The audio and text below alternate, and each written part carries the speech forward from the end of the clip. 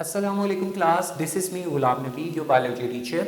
Okay dear students, आज जो topic start करने जा रहे हैं chapter number 4 biomolecules. Dear students, ये जो अब हम बायोमोलिक्यूल जिसको स्टार्ट करेंगे, ये इस चैप्टर का सबसे लास्ट बायोमोलिक्यूल है। हम लोगों ने कार्बोहाइड्रेट्स पढ़े, प्रोटीन्स पढ़ी, लिपिड्स पढ़े, तो लास्ट में जो मेजर मैक्रोमोलिक्यूल है वो आता है हमारे पास न्यूक्लिक एसिड्स। ठीक है, अब न्यूक्लिक एसिड्स कहते किसको हैं? बेसिकली न्यूक्लिक एसिड एक बड़ा लार्ज यूनिट है। ठीक हो गया, आप न्यूक्लिक एसिड को कह सकते हैं ये एक पॉलीमर है।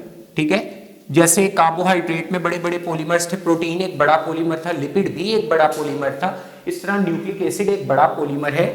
किससे मिलके बनना होता है? छोटे छोटे स्मॉल यूनिट से मिलके बना होता है, उनको बोलते हैं न्यूक्लियोटाइड सब यूनिट्स या न्यूक्लियोटाइड यूनिट्स बोल सकते हैं उनको। डियर स्टूडेंट्स, अब जो न्यूक्लिक एसिड्स है इनकी दो टाइप्स होती हैं। पहली जो टाइप है इसकी वो होती है डीऑक्सीराइबोन्यूक्लिक एसिड्स और दूसरी होती है राइबोन्यूक्लिक एसिड्स। इन दोनों नामों से आप वाकिफ हैं। डीऑक्सीराइबोन्यूक्लिक एसिड डीएनए है और राइबोन्यूक्लिक एसिड आपके पास आरएनए है। तो ये बेसिकली न्यूक्लिक एसिड्स हैं और मिलके किससे बने होंगे? न्यूक्लियोटाइड से। डियर स्टूडेंट्स, अगर हम बात करें प्रेजेंस की, तो डीएनए जो होता है ये प्रेजेंट होता है किन किन स्ट्रक्चर्स के अंदर? ये प्रेजेंट होता है जी क्रोमोसोम्स में। ठीक हो गया, जो कि आप कह लेंगे पेरेंट्स से ऑफस्प्रिंग के अंदर जो जेनेटिक मटेरियल आता है उसको बोलते हैं क्रोमोसोम्स। ठीक है, तो क्रोमोसोम्स में होता है और इसकी स्मॉल अमाउंट किसमें प्रेजेंट होती है? माइटोकॉन्ड्रिया और क्लोरोप्लास्ट में भी डीएनए प्रेजेंट होता है। इस वजह से इनको सेल्फ रेप्लिकेटिंग ऑर्गेनेल्स भी बोला जाता है, क्योंकि ये अपनी मल्टीपल कॉपीज खुद बना सकती है। इसी तरह अगर हम आरएनए की बात करें तो आरएनए प्रेजेंट होते हैं न्यूक्लियस के अंदर, जो डार्क स्पॉट होता है जिसको न्यूक्लियोलस बोलते हैं, उसमें आरएनए प्रेजेंट होता है। उसके बाद राइबोसोम्स में आरएनए प्रेजेंट होता है और लास्ट में साइटोसोल में, जो कि साइटोप्लाज्म का सोल्यूबल पार्ट होता है। डियर स्टूडेंट, अब सबसे पहले हम देखेंगे कि न्यूक्लियोटाइड क्या है। बहुत इंपॉर्टेंट पॉइंट है ये। न्यूक्लियोटाइड बेसिकली एक ऐसा स्ट्रक्चर है जो कि मिलके बना होता है दो चीजों से। एक मिलके बनता है न्यूक्लियोसाइड से और एक मिलके बनता है फॉस्फोरिक एसिड से। न्यूक्लियोटाइड दो चीजों से मिलके बनता है, एक न्यूक्लियोसाइड और दूसरा होता है फॉस्फोरिक एसिड। तो डियर स्टूडेंट्स, इसी तरह जो न्यूक्लियोसाइड है वो फर्दर अगर हम उसकी कॉम्पोजिशन देखें तो वो मिलके बनता है दो चीजों से। एक बनता है नाइट्रोजीनियस बेस से और दूसरा पेंटोस शुगर, जो कि कितने कार्बन वाली होती है? 5 कार्बन शुगर होती है। डियर स्टूडेंट, इसी तरह मैं अगर इस स्ट्रक्चर को इस तरह से लिखूं कि पहले मैं न्यूक्लियोसाइड एक बनाऊं, जैसे कि मैं एक पेंटोस शुगर बना देता हूं, 5 कार्बन पेंटोस शुगर है। ठीक हो गया, ये 5 1 2 3 4 और ये 5, ये एक मैंने पेंटोस शुगर बना दी है। अब इसी पेंटोस शुगर के साथ इस जगह के ऊपर कोई ना कोई नाइट्रोजीनियस बेस लगी होगी। एन बी लिख रहा हूं, नाइट्रोजीनियस बेस, आगे चल के पढ़ते हैं कि वो कौन कौन सी होती हैं। और उसके बाद एक तरफ इसके लगा होता है फॉस्फोरिक एसिड। अब देखिए, ये तो दो चीजें हैं ना, एक पेंटोस शुगर और एक नाइट्रोजीनियस बेस, इनको इकट्ठा पढ़ा जाता है न्यूक्लियोसाइड। ठीक है, अब ये न्यूक्लियोसाइड दोनों मिलके पेंटोस शुगर और नाइट्रोजीनियस बेस, ये न्यूक्लियोसाइड जब मिलते हैं फॉस्फोरिक एसिड के साथ तो ये ओवरऑल जो मॉलिक्यूल बन गया, अब ये बन गया है न्यूक्लियोटाइड, जिसमें तीन चीजें हैं, एक पेंटोस शुगर है, एक नाइट्रोजीनियस बेस है जिसको हम ओवरऑल न्यूक्लियोसाइड कह रहे हैं, दोनों के कॉम्बिनेशन को, और जो थर्ड चीज अटैच हो जाती है साथ वो है फॉस्फोरिक एसिड। तो ये एक न्यूक्लियोटाइड का मॉलिक्यूल कंप्लीट होता है। अब हम पढ़ेंगे कि इसमें राइबोन्यूक्लिक एसिड कौन से होते हैं और डीऑक्सीराइबोन्यूक्लिक एसिड कौन से होते हैं। डियर स्टूडेंट्स, अगर सबसे पहले हम बात करें पेंटोस शुगर की तो 5 कार्बन शुगर होती है। ठीक हो गया, और डियर स्टूडेंट्स इसके बाद यही पेंटोस शुगर अगर हम 5 कार्बन डीएनए में भी और 5 कार्बन ही आरएनए में होते हैं, पेंटोस ही होती है, बट आरएनए में ये शुगर कहलाती है राइबोस और डीएनए में कहलाती है डीऑक्सीराइबोस। इसकी एग्जांपल आप इस तरह से लेते हैं, इसके आप कह लें कि आप ये कह सकते हैं कि इसके अंदर होता ये है कि डीऑक्सीराइबोस के अंदर जो कार्बन नंबर 2 है, जो कार्बन नंबर 2 है उसके अंदर होता ये है कि जो ऑक्सीजन होती है, जैसे ये कार्बन नंबर 2 की मैं बात करूं, यहां पर डियर स्टूडेंट्स जो जैसे कि आप देखें कि यहां पे हाइड्रोक्सिल ग्रुप लगा होता है। ठीक हो गया, राइबोस शुगर के अंदर तो ये हाइड्रोक्सिल ग्रुप वैसे का वैसे ही रहता है। अगर हम आप ग्लूकोज के स्ट्रक्चर को देखें इसी चैप्टर में तो आपको कंप्लीट स्ट्रक्चर नजर आ जाएगा। ठीक है, उसके बाद पेंटोज का जैसे हम लोगों ने स्ट्रक्चर पढ़ा था पीछे, राइबोस का भी पढ़ा था। तो होता ये है कि अगर ये शुगर कार्बन नंबर 2 के ऊपर जो आप कह सकते हैं ये शुगर के अंदर कार्बन नंबर 2 है, इसके अंदर हाइड्रोक्सिल ग्रुप वैसे का वैसे ही लगा रहे, तो ये शुगर बन जाती है राइबोस। और अगर इस कार्बन नंबर 2 में ये ऑक्सीजन जो है हाइड्रोक्सिल ग्रुप से ऑक्सीजन जो है ऑक्सीजन, अगर हम इसको क्या कर दें यहां से रिमूव कर दें, तो इसका मतलब है ये डीऑक्सीराइबो है। डीऑक्सी का मतलब कि ऑक्सीजन यहां से डिग्रेड हो गई है, रिमूव हो गई है, तो अब यही शुगर डीऑक्सीराइबोस बन जाती है। और अगर OH ग्रुप मौजूद हो तो ये राइबोस है। ये एक डिफरेंस होता है, आप लोगों ने ये याद रख लेना है। डियर स्टूडेंट्स, पहला पार्ट हमारा कंप्लीट हो गया पेंटोज शुगर का। उसके बाद आते हैं हम नाइट्रोजीनियस बेसिस के ऊपर। डियर स्टूडेंट्स, नाइट्रोजीनियस बेसिस के अंदर वो ये बात करता है कि दो टाइप की नाइट्रोजीनियस बेसिस होती हैं न्यूक्लिक एसिड में। एक होती है पायरिमिडीन बेसिस और दूसरी होती है प्यूरीन बेसिस। ठीक है, अब वन बाय वन इन दोनों बेसिस को हम डिस्कस करते हैं कि पायरिमिडीन बेसिस कौन सी है और प्यूरीन बेसिस कौन सी है। डियर स्टूडेंट्स, सबसे पहले पायरिमिडीन बेसिस के ऊपर आएंगे।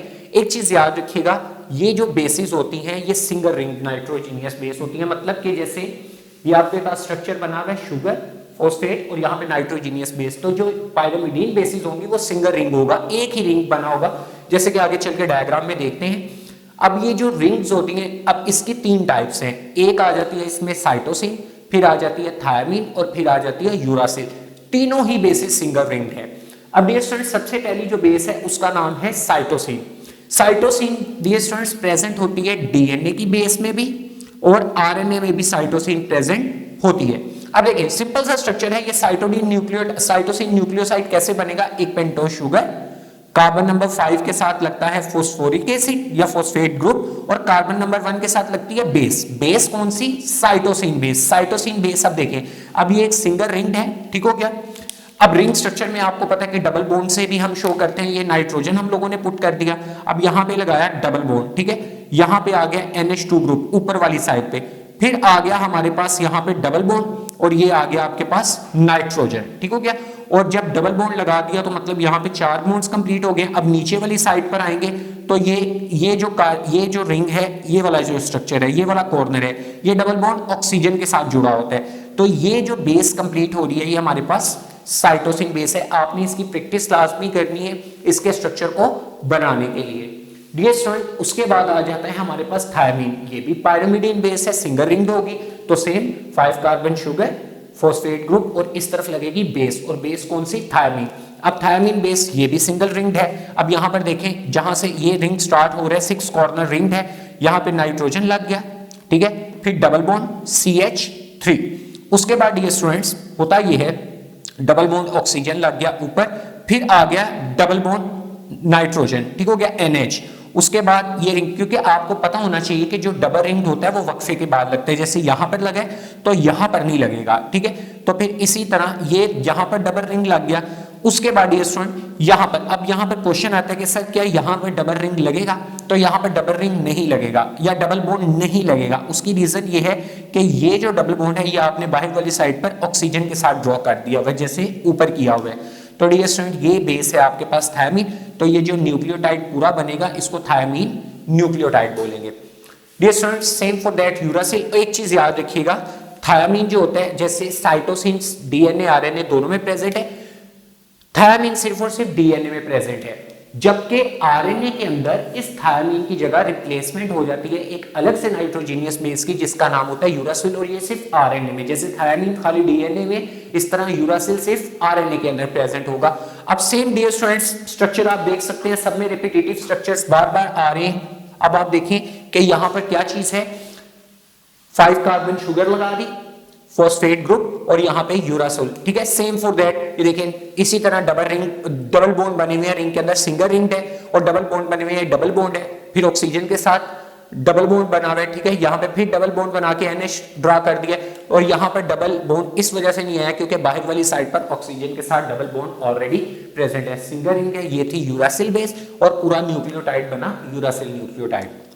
डियर स्टूडेंट, इसी तरह प्यूरीन बेसिस की बात करें, पायरामिडीन्स जो थी वो सिंगल रिंग थी, जो प्यूरीन होती है ये डबल रिंग नाइट्रोजीनियस बेस होती है, जिसके अंदर पेंटोज शुगर भी वैसे का वैसे होता है, फॉस्फोरिक एसिड भी वैसे ही लगता है, और बट जो नाइट्रोजीनियस बेसिस होती हैं जो इस तरफ कार्बन नंबर 1 के साथ लग रही हैं, वो डबल रिंग हो जाती है, उसमें 2 रिंग्स बनते हैं। किस तरह से?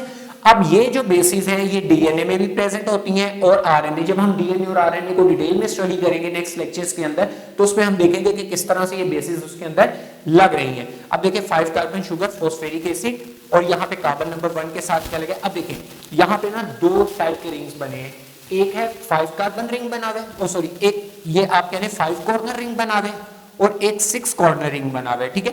अब 5 कॉर्नर रिंग में ऊपर और नीचे दोनों जगह पे आपने प्लेस कर दिया जी नाइट्रोजन। नाइट्रोजन लाजमी होगा क्योंकि ये नाइट्रोजीनियस बेसिस है। यहां पे क्या लगा दिया?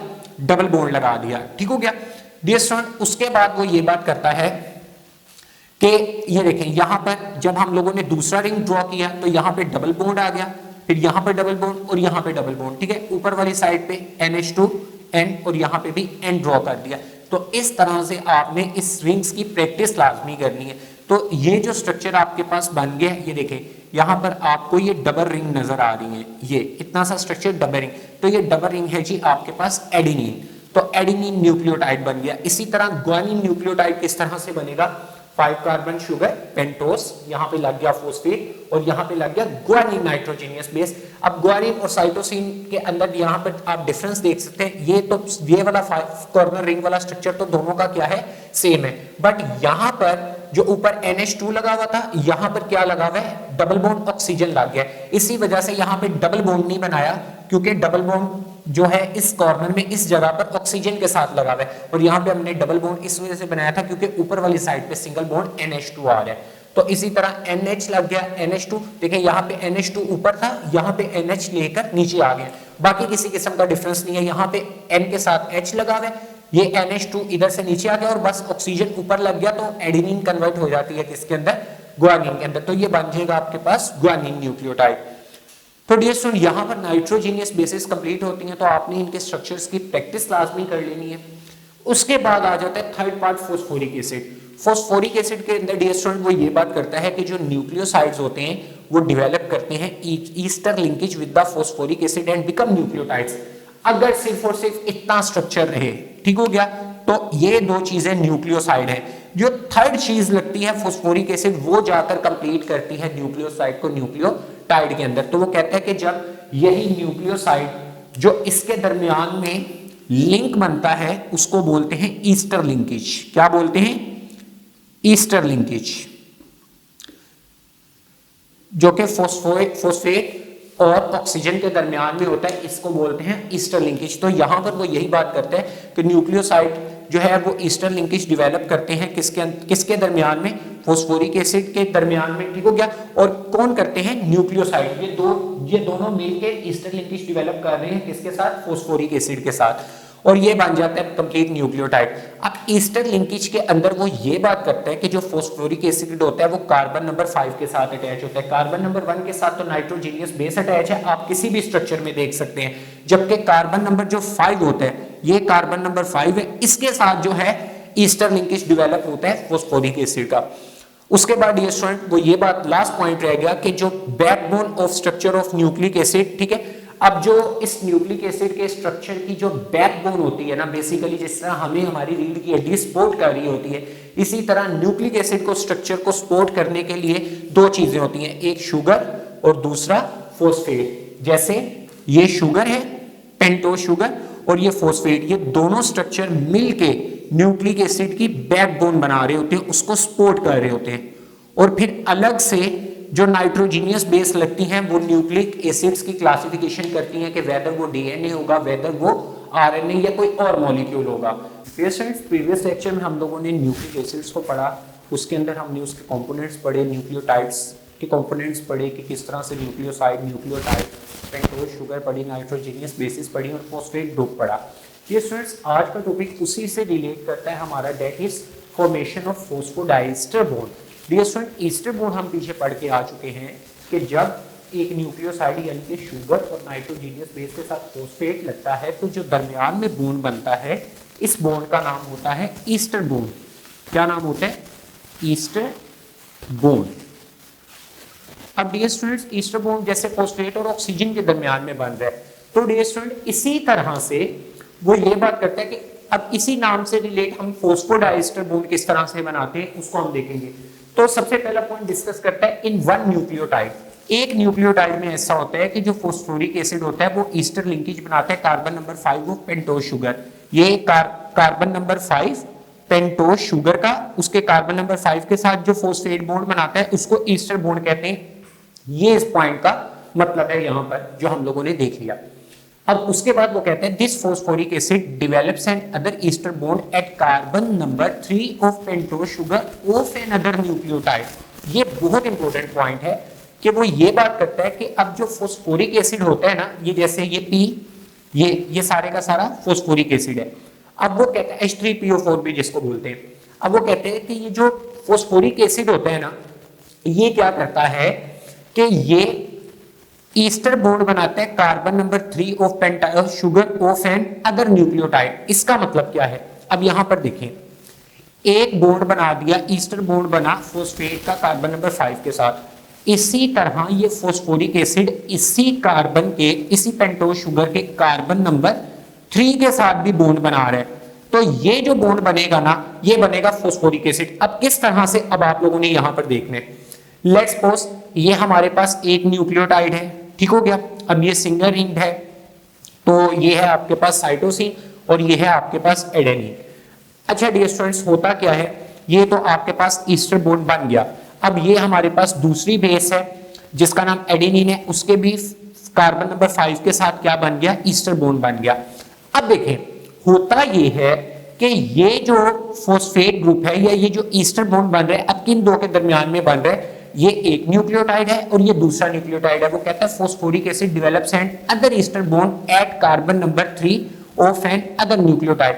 तो अब देखिए, इसके जो कार्बन नंबर 4 के साथ क्या बना हुआ है, ईस्टर बॉन्ड बना हुआ है। अब यही ईस्टर बॉन्ड डेवलप हो रहे हैं दूसरे पेंटोज शुगर के कार्बन नंबर 3 के साथ। ये पॉइंट आपको मैं दोबारा से फिर से क्लियर करवा देता हूं कि ये दो न्यूक्लियोटाइड हैं। यहां पे देखें, इसके कार्बन नंबर 5 के साथ क्या बन रहे हैं, ईस्टर बॉन्ड बन रहे हैं, ठीक हो गया। ये कार्बन नंबर 5 के साथ यही ईस्टर बॉन्ड दूसरे न्यूक्लियोटाइड के इस शुगर के कार्बन नंबर 3 के साथ भी बॉन्ड बन रहे हैं। तो देखें, यहां पर भी ईस्टर बॉन्ड, ये देखें इतना सा जो बॉन्ड है फॉस्फेट, ये भी एक ईस्टर बॉन्ड है और ये भी क्या है, एक ईस्टर बॉन्ड। तो ये दो न्यूक्लियोटाइड्स को आपस में जोड़ रहा है। तो इसी वजह से फिर ये अब खाली ईस्टर नहीं होगा, इसका नाम होगा फॉस्फो डाइईस्टर बॉन्ड या फॉस्फो डाइईस्टर लिंकेज बोलेंगे। जो दो न्यूक्लियोटाइड्स के दरमियान में एक के कार्बन नंबर 5 के साथ और दूसरे शुगर के कार्बन नंबर 3 को जोड़ दिया ऐसे न्यूक्लियोटाइड को। तो जैसे ये 5 के साथ जुड़े तो दूसरी किसी बेस के ये कार्बन नंबर 3 के साथ भी बॉन्ड बनाएगा, क्योंकि कार्बन नंबर 3 ही अवेलेबल होता है, फ्री बॉन्ड वही वाला है आपके पास। तो डियर स्टूडेंट, इस तरह से फॉस्फो ईस्टर लिंकेज या बॉन्ड डेवलप होते हैं। अब वो कहते हैं इस तरह से ईच फॉस्फोरिक एसिड, हर फॉस्फोरिक एसिड के दो ईस्टर लिंकेज बनते हैं पेंटोज शुगर के साथ। जैसे इसके दो बने हैं, इस तरह इसके भी दो बनेंगे और सोन वो चेन चलती रहेगी। और वो कहते हैं एक बनता है कार्बन नंबर 5 के साथ और एक बनता है कार्बन नंबर 3 के साथ। जैसे हम देख रहे हैं कार्बन नंबर 5 और यहाँ पर कार्बन नंबर 3 के साथ वो बॉन्ड बने, तो इसको बोलते हैं फॉस्फोडाइएस्टर लिंकेज। डेफिनेशन कर लेते हैं इसकी। डेफिनेशन में वो कहता है कि जो दो ईस्टर लिंकेजेस बनते हैं, डेवलप होते हैं, फॉस्फोरिक एसिड वो डेवलप करता है और किसके दरमियान में करता है, बिटवीन 2 शुगर्स या विद 2 शुगर्स। तो ये जो लिंकेज है ये दो न्यूक्लियोटाइड्स को आपस में जोड़ता है, तो इसको फॉस्फोडाइएस्टर लिंकेज बोला जाता है। डियर स्टूडेंट्स, अब न्यूक्लियोटाइड्स के बारे में वो कुछ छोटा सा पैराग्राफ में डिस्कस करते हैं कि जो न्यूक्लियोटाइड्स आरएनए के होते हैं इनको राइबोन्यूक्लियोटाइड्स बोला जाता है, जिसकी एग्जांपल हमने पढ़ी थी। उसमें एडेनिन भी है, ग्वानिन भी है, साइटोसिन भी है, बट यूरासिल साथ होता है थायमिन की जगह। और जो न्यूक्लियोटाइड्स होते हैं डीएनए के, उनको बोलते हैं डीऑक्सीराइबो न्यूक्लियोटाइड्स। इनकी बेसिस चेंज होंगी, इसकी शुगर में थोड़ा सा डिफरेंस होगा, जैसे वो डीऑक्सीराइबोज होगी और आरएनए के अंदर वो राइबोज होगी। तो डियर स्टूडेंट, इसी तरह जो न्यूक्लियोटाइड्स का जो नाम होता है वो किसके नाम के बाद आता है, जो सा वो मॉलिक्यूल बना रहे हैं। डीएनए का मॉलिक्यूल बना रहे हैं तो वो राइबोन्यूक्लियोटाइड बन जाएंगे, डीऑक्सीराइबोन्यूक्लियोटाइड्स बन जाएंगे। अगर आरएनए का बना रहे हैं तो राइबोन्यूक्लियोटाइड्स बन जाएंगे। तो इस तरह से उनका नाम आता है। डीएनए बहुत इंपॉर्टेंट जो न्यूक्लिक एसिड्स हैं ये दूसरे कुछ क्रिटिकल रोल्स भी सेल के अंदर प्ले करते हैं। वो कौन कौन से? एग्जांपल के तौर पे एक बड़ा इंपॉर्टेंट न्यूक्लियोटाइड या न्यूक्लिक एसिड का मॉलिक्यूल है जिसका नाम है एटीपी। एटीपी का मतलब होता है ट्राइफॉस्फेट न्यूक्लियोटाइड। है न्यूक्लियोटाइड 3 चीजें लाजमी होगी, शुगर भी होगी, फोस्फेट भी होगा और नाइट्रोजीनियस बेस भी होगी इसके अंदर। अब जो इसके अंदर नाइट्रोजीनियस बेस होती है वो सिर्फ और सिर्फ एडेनिन होती है। जैसे डीएनए के अंदर एडेनिन, गुआनिन, साइटोसिन, थायमिन 4 होती है, बट इसमें खाली एडेनिन है। अब 3 फॉस्फेट लगे हुए हैं और शुगर कौन सी है? पेंटोस 5 कार्बन वाली है और राइबोज है, मतलब जिसका कार्बन नंबर 2 पे हाइड्रोक्सल रिमूव नहीं होगा। डियर स्टूडेंट, अब वो ये बात करता है कि एटीपी के अंदर 3 फॉस्फेट ग्रुप्स होते हैं are attach with 1 ribose sugar. देखें अब यहां पर ये राइबोज शुगर आ गई। राइबोस इसी वजह से बोला क्योंकि ये कार्बन नंबर 2 पे ये हाइड्रोक्सल रिमूव नहीं हो रहा। अब यहां पर आप देखें 3 फॉस्फेट ग्रुप लगते हैं। यहां पे कार्बन नंबर ये 5 है, इसके साथ एक फॉस्फेट ग्रुप ये लग गया, एक फॉस्फेट ग्रुप ये लग गया और एक फॉस्फेट ग्रुप ये लग गया। ठीक हो गया। अब यहां पे क्वेश्चन बनता है कि सर यहां पे जैसे कि यहाँ पे HO है तो यहाँ पर क्यों नहीं है? तो डियर स्टूडेंट, वो जब जो फॉस्फेट्स आपस में मिलते हैं तो यहाँ पे कंडेंसेशन का प्रोसेस भी होता है। हाइड्रोजन जो है वो रिमूव होते हैं, एक अपना हाइड्रोजन देता है, एक अपना हाइड्रोक्सल देता है, तो पीछे ऑक्सीजन के दरमियान में बॉन्ड बन जाता है फॉस्फेट और ऑक्सीजन के दरमियान में। इसी वजह से इसको फॉस्फेट बॉन्ड या फॉस्फोरिक एसिड भी बोल रहे हैं। तो हाइड्रोजन यहाँ सॉरी वाटर जो है वो यहां से रिमूव भी होता है। जैसे यहां पे अब हमने आगे नहीं बनाए तो इस वजह से इसका HO कंप्लीट है। बाकी एक हाइड्रोक्सल देता है, एक हाइड्रोजन देके कंडेंसेशन का प्रोसेस भी यहां से होता है या डिहाइड्रेशन। तो इस तरह 3 फॉस्फेट ग्रुप अटैच होते हैं, 1, 2 एंड 3। अब वो कहते हैं एटीपी सेल की एनर्जी करेंसी भी है। किस तरह से? बेसिकली जो एनर्जी, अच्छा एक चीज याद रखिएगा, इसमें जो नाइट्रोजीनियस बेस है इसका नाम है एडेनिन। तो इसी वजह से इस पूरे मॉलिक्यूल का नाम होता है एडिनोजीन ट्राइफॉस्फेट, 1 2 3 ट्राइफॉस्फेट। इस तरह से ये क्या करते हैं? एनर्जी प्रोवाइड करते हैं by successfully detaching its 2 phosphate group. अब देखें यहां से अगर एक फॉस्फेट ग्रुप यहां से रिमूव कर दिया जाए तो ये 2 फॉस्फेट पीछे रह जाएंगे, तो मॉलिक्यूल बन जाएगा एडिनोसिन डाइफॉस्फेट, क्योंकि 2 रह गए। अगर 2 रिमूव कर जाए तो एक रह जाता है एडिनोसिन मोनोफॉस्फेट। और एक चीज याद रखिएगा, ये जो बॉन्ड होते हैं इनके दरमियान कोवलेंट बॉन्डिंग मौजूद होती है। हाई एनर्जी बॉन्ड्स होते हैं, जब बॉन्ड्स टूटते हैं तो एनर्जी निकलती है 7.3 किलो कैलोरीज एक बॉन्ड के अंदर से। ये एटीपी के स्ट्रक्चर में चैप्टर नंबर हम लोग 6 के अंदर डिटेल में स्टडी करेंगे। तो इस तरह से सेल को एनर्जी भी प्रोवाइड की जाती है इस मॉलिक्यूल से। डियर स्टूडेंट, इसी तरह जो निकोटीन अमाइड है, इसको निकोटीन अमाइड का पूरा नाम है निकोटीन अमाइड एडेनिन डाइन्यूक्लियोटाइड। ये भी एक कोएंजाइम होता है जो एंजाइम के साथ लूजली बाउंड होता है। और ये एक्ट कैसे करता है? ये हाइड्रोजन को एक्सेप्ट कर रहा होता है। जैसे हम लाइट रिएक्शन पढ़ेंगे तो उसके अंदर भी देखेंगे कि ये हाइड्रोजन एक्सेप्टर होते हैं। तो फिर जो है एनर्जी स्टोरिंग मॉलिक्यूल है, हाई एनर्जी स्टोरिंग मॉलिक्यूल है, हाइड्रोजन को एक्सेप्ट करके इलेक्ट्रॉन को एक्सेप्ट करके एनर्जी को स्टोर करता है। तो ये ऑक्सीडेशन रिडक्शन रिएक्शन के अंदर इस्तेमाल होता है। अगर हम इसके स्ट्रक्चर की बात करें तो इसका स्ट्रक्चर भी क्या होता है? एक इसके अंदर जैसे ये राइबोज शुगर है, ये फॉस्फेट ग्रुप है, ये भी क्या है? Phosphate group. ये जब 2 फॉस्फेट ग्रुप्स जो है या फॉस्फोरिक एसिड जो है वो ज्वाइन कर रहे हैं, देखिए यहां पर आप देख सकते हैं ये एक क्या बन रहा है? फॉस्फोडाइस्टर लिंकेज भी बन रहा है। ओके डियर स्टूडेंट्स, उससे पहले यहां पर देखिए आप, ये राइबोज शुगर है, ये क्या लग गया? एक फॉस्फेट ग्रुप लग गया। अच्छा ये ट्राइफॉस्फेट नहीं है, ये खाली फॉस्फेट है। ठीक है, इसी तरह से ये एक फॉस्फेट ग्रुप लग गया, दिस वन। ठीक है, ये भी क्या है? एक राइबोज शुगर है। राइबोज का मतलब मैंने आपको बार बार समझा रहा हूं कि कार्बन नंबर 2 के साथ हाइड्रोक्सल रिमूव ना हो तो ये राइबोज शुगर होती है तो पेंटोज ही बट राइबोज। और डीऑक्सी राइबोज में डीएनए में ये रिमूव हो जाता है हाइड्रोक्सल ग्रुप। अब यहां पर अगर बेस की बात करें तो ये जो बेस लगी हुई है ये निकोटीन है और ये जो डबल रिंग बेस लगी हुई है ये है एडेनिन।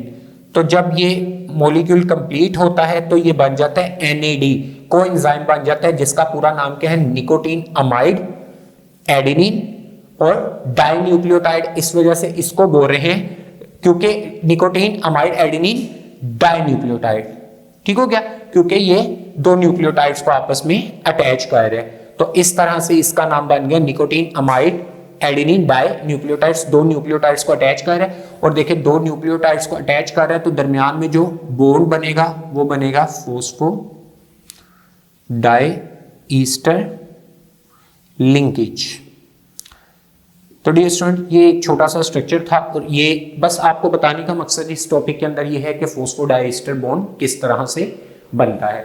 डियर स्टूडेंट इसी तरह वो ये बात कर रहे हैं कि जब इस तरह से बहुत ज्यादा न्यूक्लियोटाइड के मॉलिक्यूल्स आपस में मिलते हैं तो वो पॉलीन्यूक्लियोटाइड चेन्स बना देते हैं, मतलब ऐसी चेन्स बनाते हैं जिसमें बहुत ज्यादा न्यूक्लियोटाइड के मॉलिक्यूल्स अवेलेबल होते हैं। और वो ये बात करता है कि जैसे डीएनए है उसके अंदर ये दो पॉलीन्यूक्लियोटाइड की चेन्स हैं, एक ये चेन नंबर 1, ये चेन नंबर 2, दोनों ही पॉलीन्यूक्लियोटाइड है, न्यूक्लियोटाइड के मॉलिक्यूल एक से ज्यादा होंगे। जबकि आरएनए के अंदर ये चेन तो पॉलीन्यूक्लियोटाइड है बट क्या है, सिंगल पॉलीन्यूक्लियोटाइड चेन होती है। तो हम फर्दर डीएनए और आरएनए के स्ट्रक्चर में इसको डिस्कस करेंगे। और वो ये बात करता है कि पॉलीन्यूक्लियोटाइड की चेन बनती तब है जब न्यूक्लिक एसिड के अंदर कार्बन नंबर 5 पे वो फ्री हो, उसके साथ फॉस्फेट लगा हो, और कार्बन नंबर जो 3 है, जो आप कह सकते हैं कि ये जो कार्बन नंबर 3 है ये हमेशा क्या होना चाहिए, फ्री होना चाहिए, क्योंकि इसी के साथ दूसरे न्यूक्लियोटाइड ने आके फॉस्फोरेट या ईस्टर बॉन्ड बनाने, तभी फॉस्फोडाइएस्टर बॉन्ड कंप्लीट होगा। तो dear student that was all from today's lecture, जो कि था हमारा फॉर्मेशन ऑफ फॉस्फोडाइएस्टर लिंकेज या बॉन्ड। तो होप सो आपको लेक्चर समझ आ गया और टेक केयर ऑफ योरसेल्व्स। अल्लाह हाफिज।